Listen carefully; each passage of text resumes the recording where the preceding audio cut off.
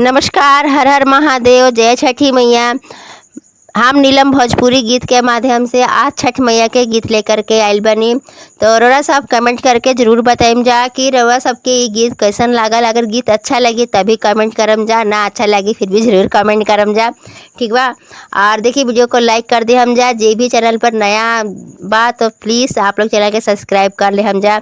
तो हम छठ के एक गीत गावे जाते हैं, तो प्लीज़ आप लोग पूरा देखम जा और सबके कैसन लागता। जय छठी मैया। बड़ा रे कठिन के परबिया धनिया लिहली उठाई, धनिया लिहली उठाई। बड़ा रे संकट के परबिया भूखली बरत तोहार, भूखनी बरत तोहार। जल बीचे खड़ा होई तिवई मांगेली झोलिया पसार। जल बीचे खड़ा हो के तिवई मांगेली झोलिया पसार। सभा के बनल रहे से नूरावा, बनल रहे नई हर ससुराल, बनल रहे नई हर ससुराल। आवे नाही कवनो बलैया छठी मैया रखी ह खयाल, छठी मैया रखी ह खयाल। बड़ा रे कठिन छठ बरतिया भूखली बरती तोहार, भूखली बरती तोहार।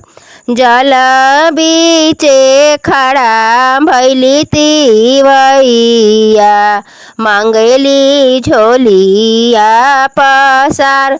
जल बीचे खड़ा भैली तिवैया मांगली झोलिया पसार।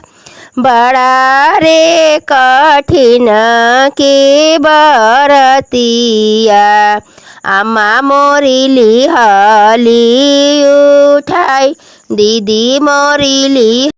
बड़ा रे कठिन छठ बरतिया भूखली तिवई तोहार, भूखेली बरत तोहार। जल बीचे खड़ा भैली तिवैया विनती करेली बार बार, विनती करेली हथवा जोड़, विनती करेली हथवा जोड़ी बालकवा गोदिया में लिहली बालकवा। बेटा खातिर करेली बरतिया बनल रहे कुल खाना। बड़ा रे कठिन छठी बरतिया भूखली तिवई तोहार, भूखेली भाभी हमार, भूखेली मम्मी हमार। जल बीचे खड़ा भैली तिवैया विनती करेली तोहार, विनती करेली तोहार। ससुर से आई गोइली दीदी, जीजा हमर बहारा ही बाड़े।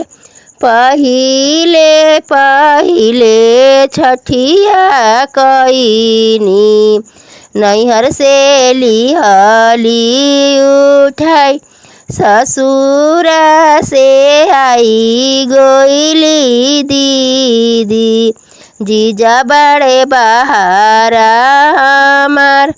पहिले पहिले छठिया कईनी नैहर से लिहली उठाई फोनावा पे मैसेज करबो ले अइहा चुनरी हमार ले अइहा पियरी हमार बड़ा रे कठिन के बरतिया भूखेली धनिया तोहार भूखेली माँ।